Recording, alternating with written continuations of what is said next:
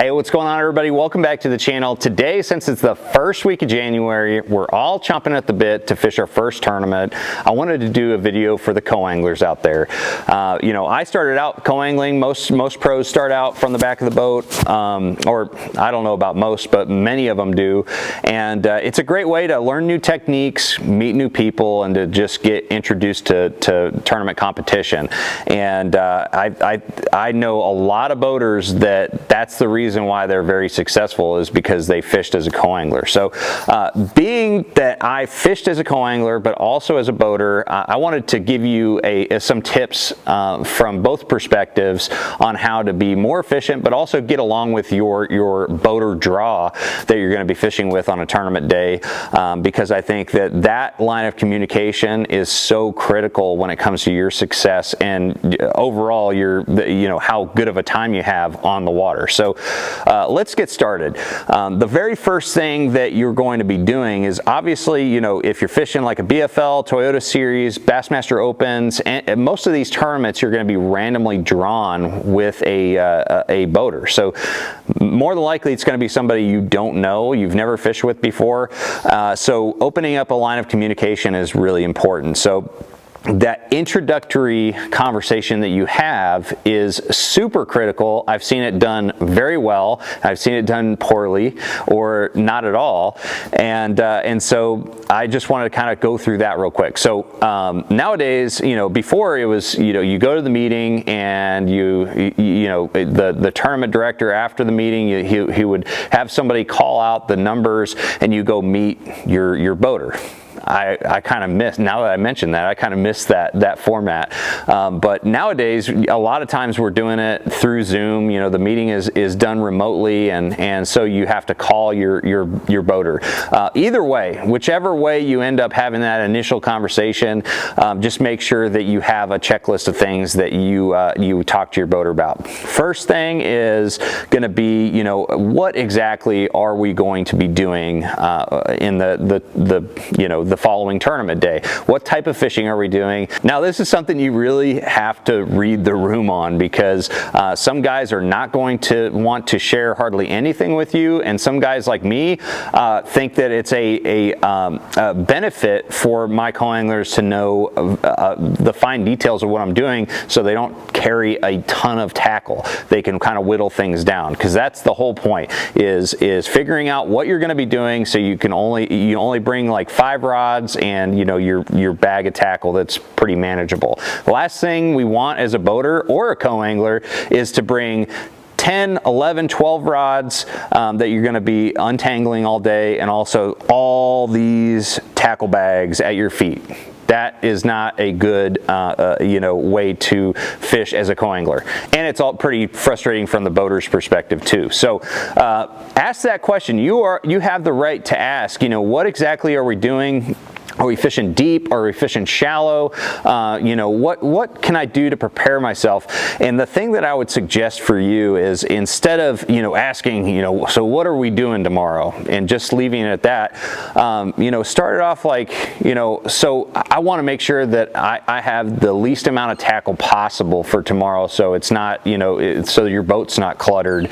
What are we doing, just so I can start, whittling things down? And of course, this is just between you and I. If you approach it from that perspective, I don't know a lot of boaters that wouldn't, give in and tell you what they're doing, because they also want to have a clean, uncluttered boat throughout a tournament day, and they definitely don't want you untangling your rods. That's always a fun sound when somebody's got a bunch of rods and they're trying to untangle them, one at a time all stinking day. So that's overall how I would kind of pose that question to your boater. I don't want to bring a bunch of tackle to clutter up your boat. What are we doing so I can kind of whittle down my arsenal? Again, by asking them this way, and kind of posing the question in a form of trying to be more efficient and less cluttered, I think that you're going to get more information out of your boater to help you accomplish that. So that's the first thing you want to do, is get general information on the type of fishing you're going to be doing. And then the second thing you're going to ask for is storage opportunities. Again, this is going to help you in whether or not you bring that extra extra tackle bag and the extra bag of soft plastics, or the extra rods.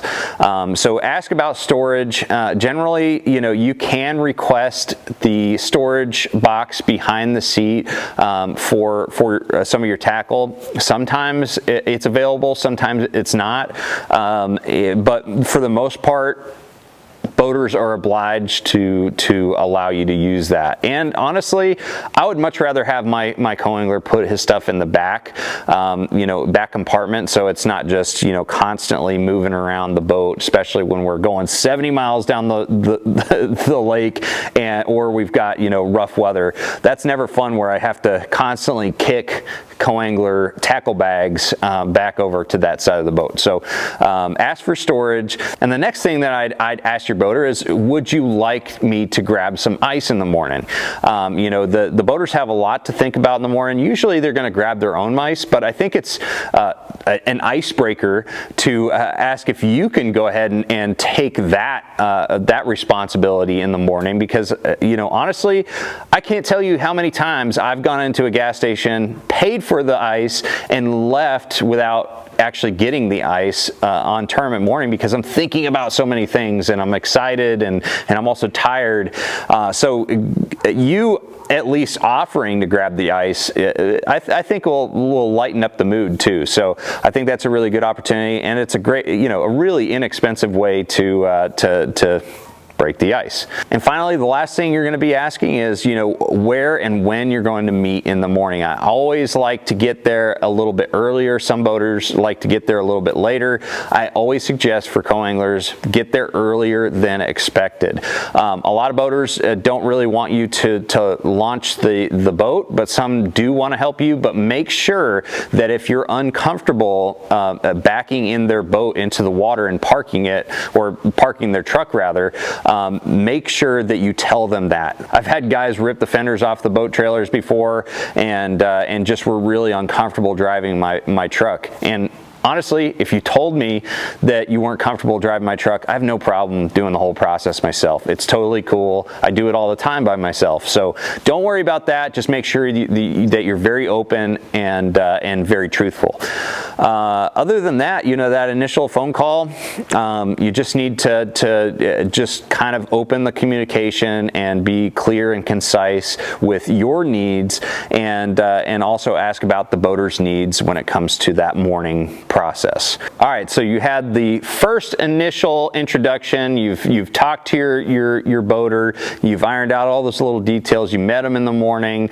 Now you're sitting in the water, you know, just having conversations. One of the conversations you need to have with your boater, I think this is really important and something that is not talked about a lot and is overlooked, is safety. I personally, and I've done a video on it, I personally have a emergency bag that has a bunch of different stuff in it. It has a personal locating beacon, a VHF radio, you know, all kinds of safety gear, first aid, flares, you name it, I've got it. If we have to spend the night somewhere on an island on a lake, I've got the equipment for that. So make sure that you ask your boater about the safety gear. Where is the class 4 throwable? Where is the fire extinguisher? You know, all those real key items that you need for as far as safety goes. And make sure you bring your own life jacket. I've had a lot of co-anglers ask me for a life jacket, and sometimes, you know, a boater doesn't have you know, a couple life jackets in the boat just to keep everything legal. Just make sure that you bring your own life jacket. That's one of the responsibilities of being a co-angler. I've generally got a spare life jacket, but not all boaters are going to have that. So safety gear, really important. Just talk about safety. And then the next thing has to do with communication overall throughout the day. Communication, in my eyes, is the most important factor to having a good day with your boater, and vice versa. As a boater, you know, I want to communicate with my co-angler early on to kind of set expectations of the day, and to let them know what I expect, and you know, what isn't a big deal. Now, and it really also depends on what style of fishing we're doing, what part of the lake we're going to be going to, and all those different factors.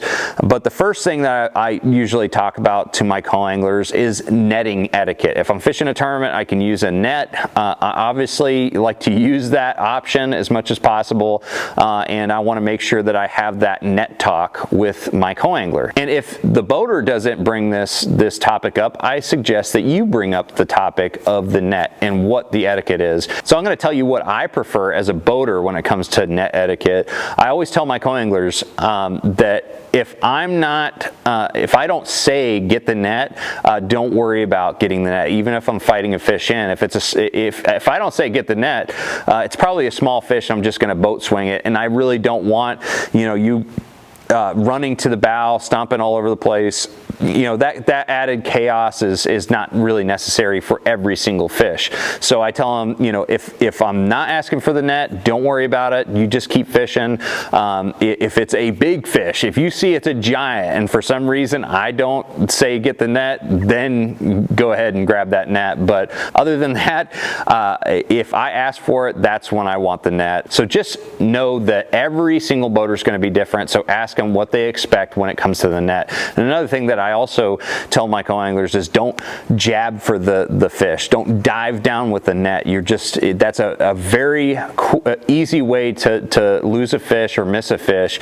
I will bring the fish up to the surface, and then you can put the net underneath it, but never jab for the fish, because you run a greater risk of hitting the fish and also getting the hooks stuck in the webbing. So those are all things that I discuss with my co-angler, and I think that you really should talk about these things to your boater as well. So net etiquette is definitely something you bring up in the morning, and then finally you need to talk about casting angles. A lot of boaters, they just have that set. If you can't cast it forward of the middle line of the boat or something like that, I generally take it on a case-by-case basis as a boater.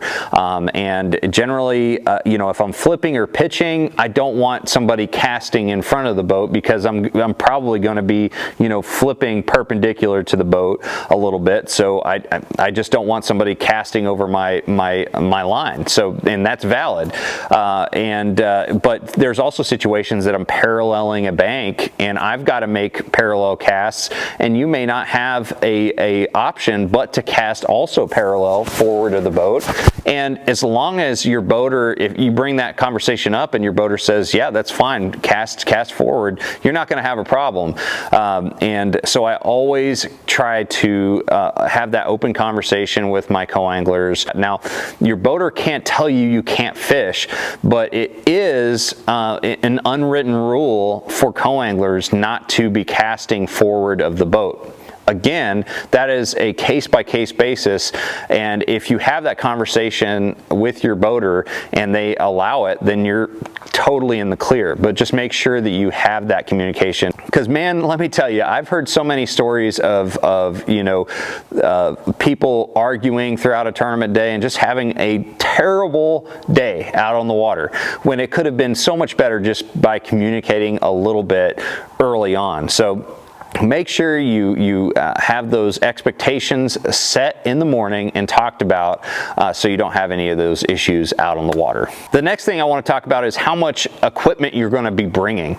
Now, as a co-angler, I think your job is to whittle down as much tackle as possible to the bare minimum. Usually 5 or 6 rods are more than enough and about maximum for co-anglers to bring on a boat. Any more in there, you're just untangling rods all day. You're not fishing. So bringing some of the best co-anglers I've ever fished with had 3 rods with them. So bring 3, 4, 5 rods with you.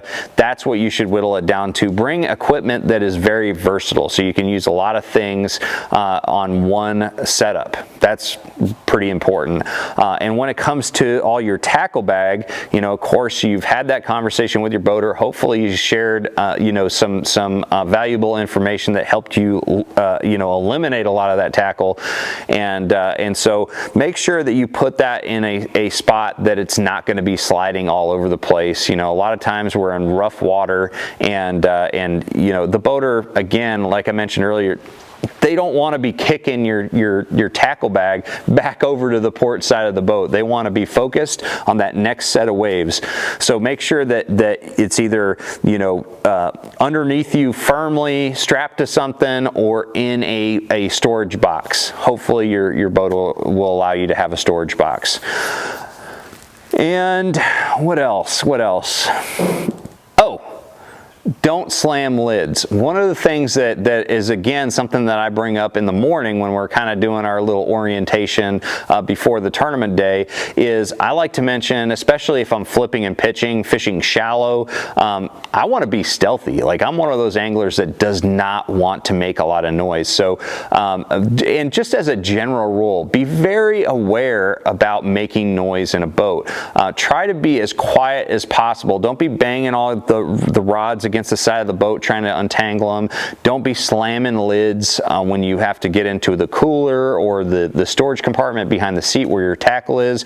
Just try to be as quiet as possible, because every little noise that you make through the boat is going to be easily heard by the fish, and I think it makes a difference. Some people don't think it makes a difference, but I really tend to think it does. And you really need, it's not just for your boater, it's for you too, to maximize your success out on the water and to help you catch more fish. You don't want to be scaring everything. So be quiet, you know, just make sure that you have everything organized so you're not having to make a bunch of noise tearing through everything. So I think that's really important. But overall, those are some tips that I have for you co-anglers out there. I love fishing with co-anglers. I've had a lot of great ones. I've had a lot of bad ones. And I've also been a not so great boater all the time either. And overall, setting expectations early on is so important. So hopefully this helps you in your next outing fishing from the back of the boat. If you have any questions or comments, comment below. Make sure you like, share, subscribe if you like this video. It really helps to motivate me to do more videos like this, and I really appreciate you guys. So thank you very much. I'm going to see you out on the water.